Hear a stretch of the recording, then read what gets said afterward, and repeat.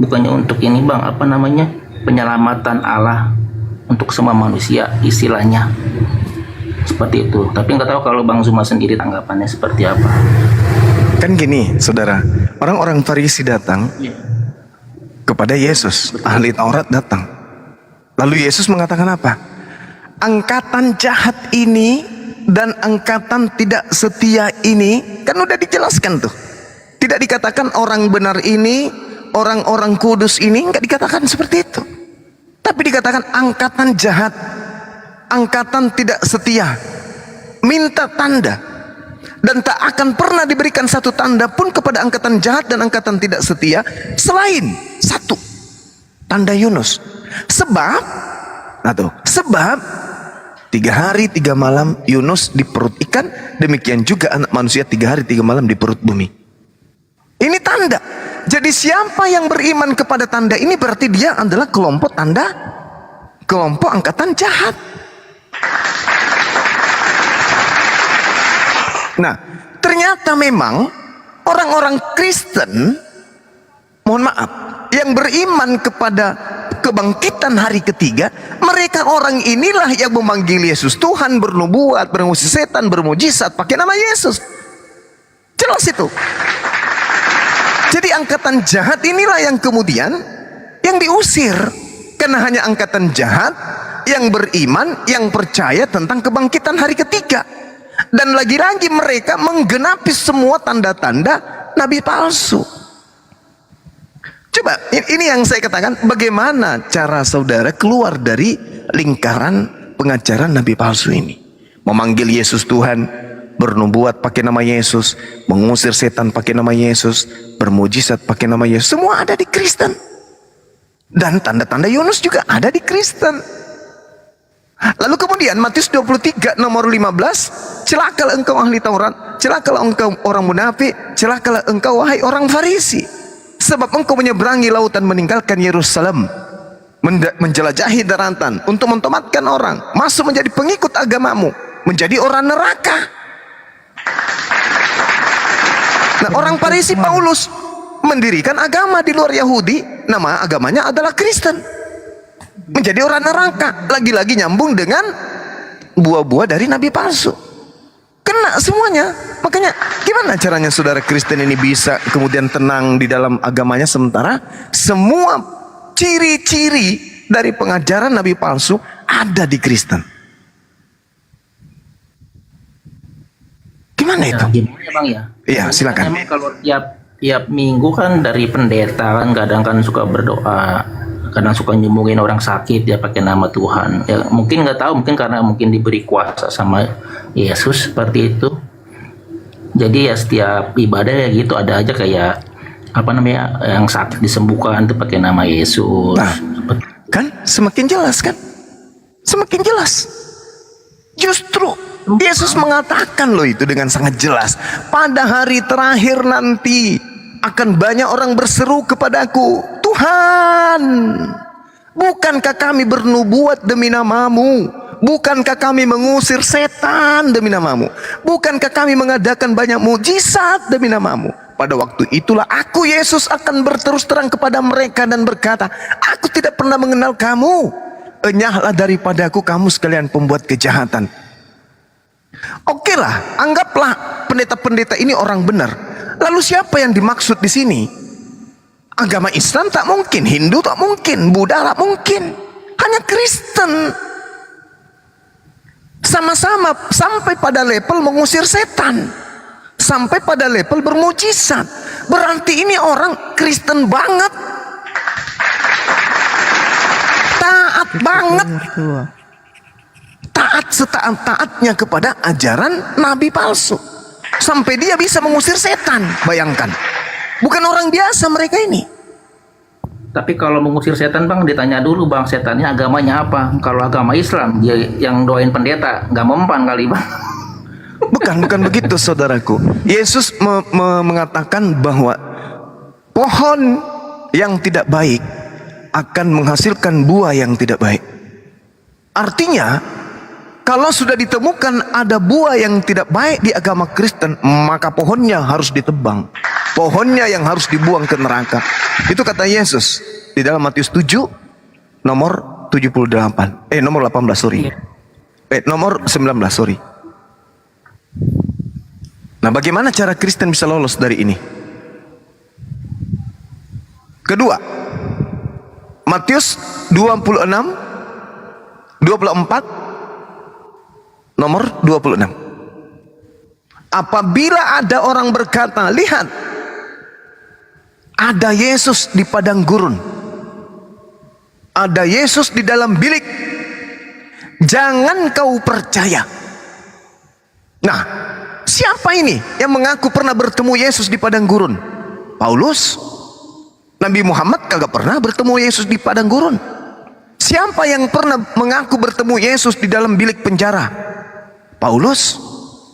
Bilik di situ dalam bahasa Yunaninya adalah Simeon. Simeon itu artinya kamar rahasia. Kamar rahasia itu ya penjara. Paulus di penjara menulis surat. Beberapa kitab ditulis oleh Paulus di dalam penjara dan mengaku bahwa yang ditulis itu bukan dari orang tapi dari Yesus.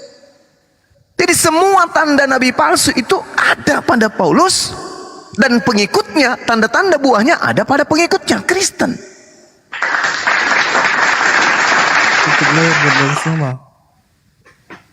Gimana Bang?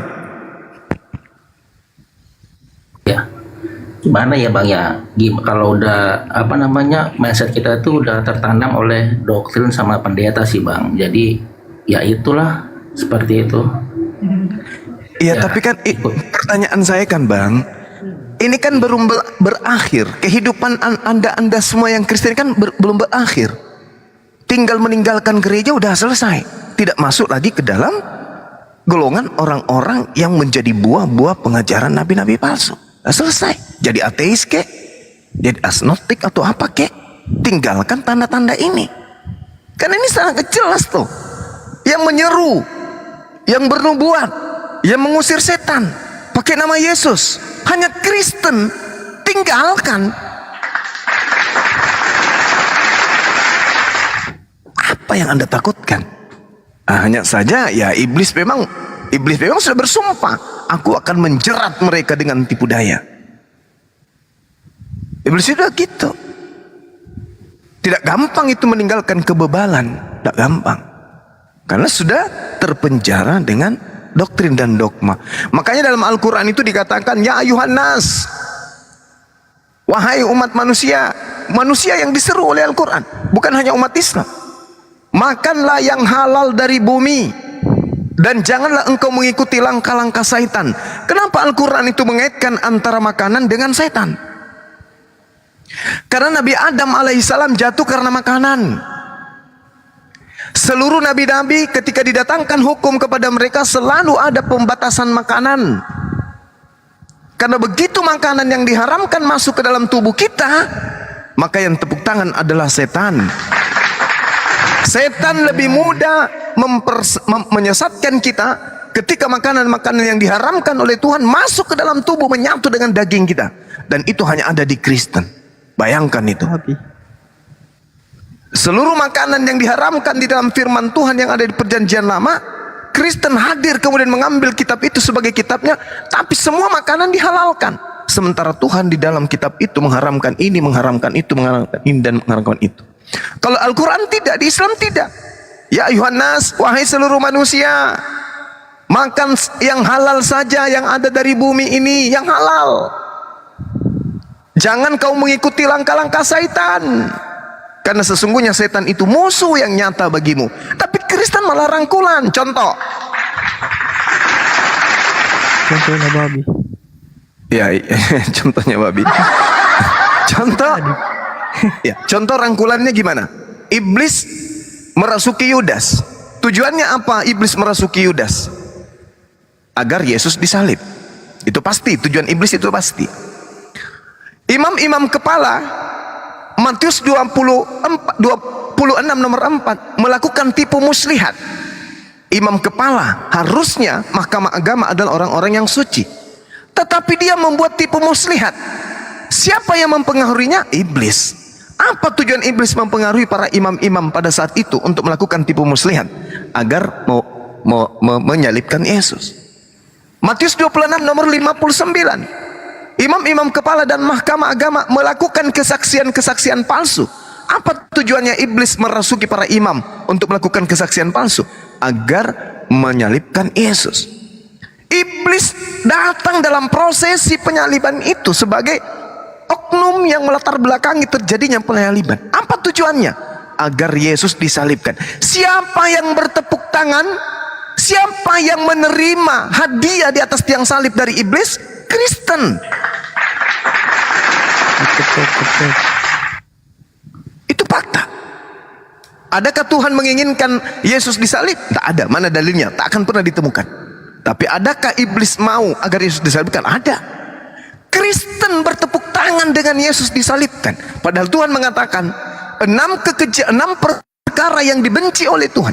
Bahkan 7 kekejian dalam hatinya, yaitu menumpahkan darah orang yang tidak bersalah. Jadi penyaliban menurut Tuhan itu adalah kekejian, sesuatu yang sangat dibenci oleh Tuhan. Tapi ternyata itu adalah suatu lambang simbol keselamatan justru bagi orang-orang Kristen. Jadi iblis ini adalah pahlawan untuk Kristen. Tanpa iblis kalian tidak punya dosa, tidak ditebus. Maka Kristen kudu wajib mengucapkan syukur dan berterima kasih kepada iblis. Makanya Yesus mengatakan dalam Yohanes 8:44, iblislah yang menjadi bapakmu dan kamu mau melakukan keinginan-keinginan bapakmu. Atas keinginan siapa kemudian Kristen memanggil Yesus Tuhan? Atas keinginan siapa Kristen makan babi? Atas keinginan siapa Kristen ibadah minggu? Atas keinginan siapa Kristen tidak bersunat? Atas keinginan siapa Kristen menyembah Yesus? Adakah Tuhan alam semesta yang kemudian diutus, yang mengutus para nabi mengajarkan itu? Tak ada. Cuma nabi-nabi palsu yang mengajarkan demikian. Makanya buahnya jelas. Dari buahnya kata Yesus, kamu bisa mengenal mereka. Apa itu? Memanggil aku Tuhan, bernubuat pakai nama aku, mengusir setan pakai nama aku, dan bermujizat pakai nama aku. Satu lagi, di Lukas 21:8, kata Yesus kepada muridnya yang asli Bani Israel, orang-orang bersunat, wahai murid-muridku, waspadalah kepada penyesat yang akan datang kepadamu dengan memakai namaku, menjual namaku, mengatasnamakan namaku, dan mengatakan akulah dia. Janganlah kau dengarkan mereka, janganlah kau mengikuti mereka, waspadalah. Di data nomor 12-nya Lukas 21 itu Yesus mengatakan, namun sebelum penyesat itu datang mengajarkan akulah dia, akulah Tuhan, terlebih dahulu penyesat itu menangkap, menganiaya, ya, mensesah, memasukkan engkau ke penjara-penjara, dan kemudian membunuh engkau. Siapa pelakunya? Siapa pelakunya ini?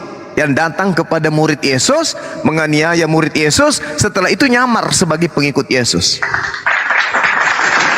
Dari buahnya kau mengenal dia, memanggil Yesus Tuhan, bermujizat, bernubuat, mengusir setan, dan itu semua ada di Kristen.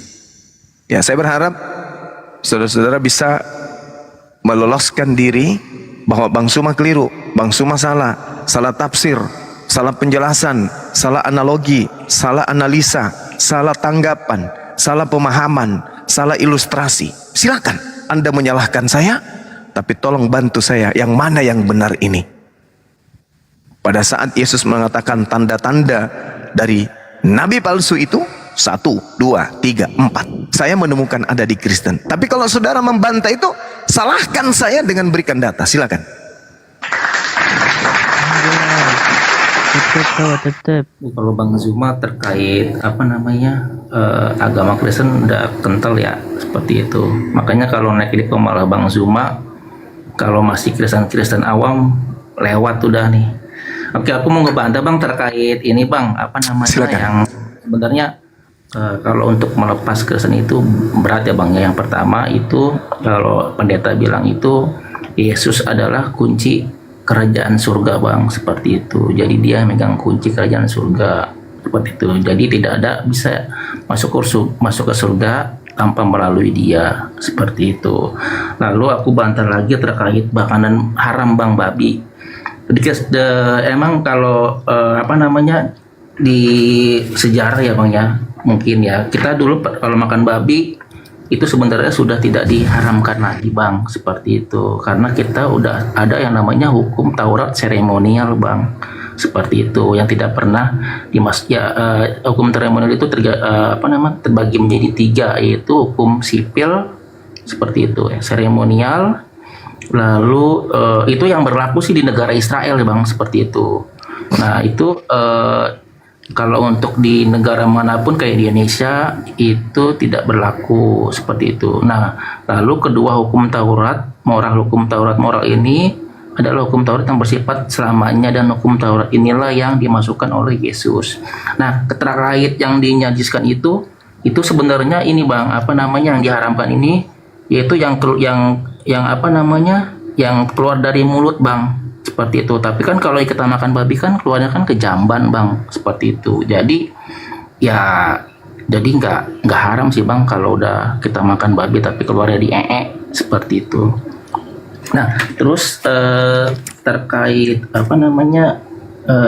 Yesus ya, terkait Yudas seperti itu, aku mau ngebantah. Kalau saya lihat itu di di Yesaya 53 ayat 4 dan 5 ya, itu tetapi sesungguhnya penyakit kita lah yang ditanggung dan kesengsaraan kita lah yang dipikul, padahal kita mengira dia kena tulah, dipukul dan ditindah Allah. Ayat 5-nya ini, tetapi dia tertikam oleh karena pemberontakan kita, dia diremukkan oleh karena kejahatan kita, ganjaran yang mendatangkan keselamatan bagi kita ditimpakannya kepadanya, dan oleh biji-bigornya kita menjadi sembuh. Nah itu terkait penyaliban Yesus ya bang, yang dia sampai keluar darah seperti itu, ditombak, ya itu untuk kita semua sih bang, seperti itu, karena kan Yesus kan nggak bawa agama sebenarnya, seperti itu. Jadi dia hanya jalan keselamatan bagi semua manusia, seperti itu, bukan Kristen doang tapi semua, seperti itu sih kalau menurut aku. Oke, baik. Kalau yang saudara ini jelaskan kemudian betul, lalu bagaimana dengan tanda-tanda nabi palsu tadi yang diusir? Karena apa yang saudara sampaikan ini itu cocokologi terhadap kitabnya orang Yahudi yang menghantarkan kemudian orang Kristen justru masuk dalam perangkap pengajaran nabi-nabi palsu. Nah itu masalahnya, itu justru di situ semakin ribet. Ada hal yang perlu saya sampaikan di sini terkait itu. Yang pertama, kenapa kemudian ketika berbicara mengenai pengajaran nabi palsu, saudara mengatakan kami sudah tertanamkan, kami sudah memahaminya, kami sudah ini dan itu, bahkan banyak orang yang kemudian berpegang teguh kepada hukum-hukum Tuhan, hukum-hukum Kristen. Memang itu betul, memang nubuatannya udah jelas. Matius 24 nomor 24. Sebab nabi-nabi palsu akan muncul. Setelah dia muncul, apa kata Yesus? Mereka akan mengadakan tanda-tanda yang dahsyat. Mereka akan melakukan mujizat-mujizat sehingga mereka menyesatkan orang-orang pilihan juga. Saking hebatnya nabi palsu ini, dia juga menyesatkan kemudian orang-orang pilihan. Jadi kalau orang Indonesia yang hanya jemaat biasa, ya pastilah, karena nabi palsu ini mampu menyesatkan orang-orang pilihan. Dalam bahasa Yunani disebutkan adalah ekflektos, orang-orang yang memiliki keimanan, kepercayaan, bahkan mereka yang memiliki silsilah dari kenabian sekalipun akan disesatkan oleh nabi palsu ini. Bayangkan itu. Nah, nabi palsu ini saking hebatnya, begitu sampai di tengah-tengah orang yang menganut ajaran paganisme, nabi palsu ini dianggap Tuhan, dianggap dewa.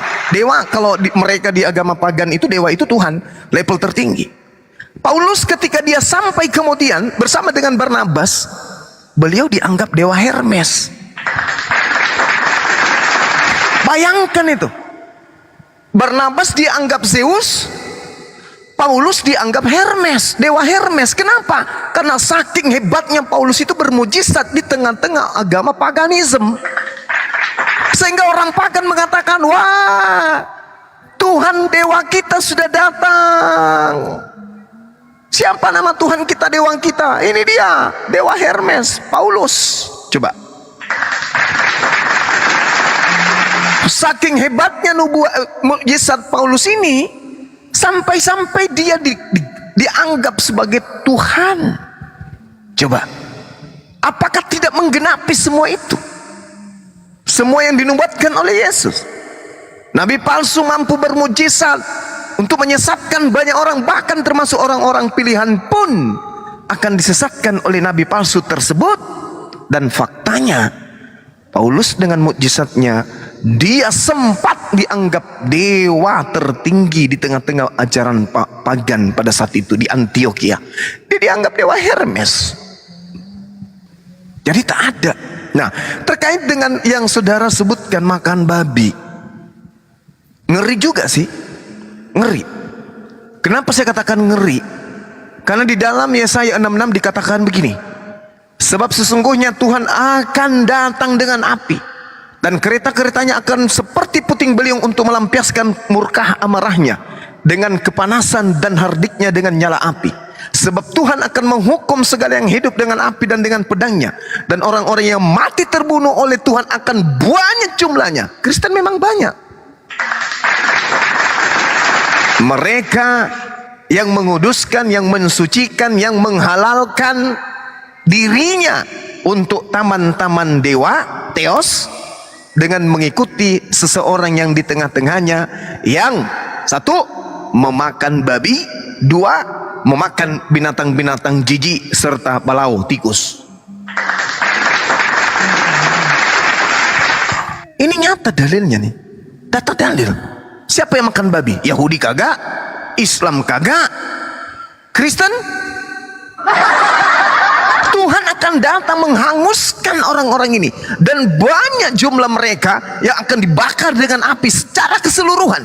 Dan mereka, kata Tuhan, kata Yesaya 66, adalah pemakan babi, pemakan binatang-binatang jijik seperti monyet, guguk, biawak, padale, pararang, asu.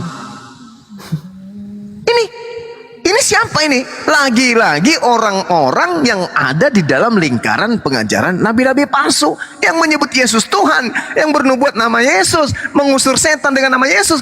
Pemakan babi semuanya akan dihanguskan dengan nyala api yang menyala-nyala. Akan semakin berat Kristen ini. Kalau Yesaya 53 hanya mengantarkan Anda menjadi penganut pengajaran nabi palsu, untuk apa? Toh itu dibantah oleh Yesaya 52. Ternyata Yesaya 53 ini tak ada hubungannya Yesus. Yesaya 53 harus mundur ke Yesaya 52. Karena itu satu paket. Ternyata Yesaya 55, 52, 53 itu berbicara tentang penderitaan Bani Israel pada masa pembuangan. Tak ada hubungannya dengan Yesus.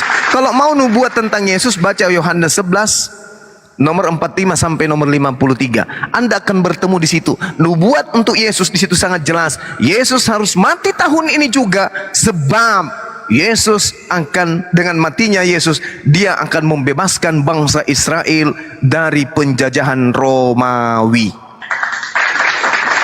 Tidak ada tentang Kristen dinubuatkan. Yesus harus mati untuk membebaskan bangsa Israel dari tekanan bangsa Romawi. Itu nubuatannya tertulis Yohanes 11 nomor 45 sampai nomor 53. Jadi Anda mau lari kemanapun, tetap Kristen ini tidak bisa lolos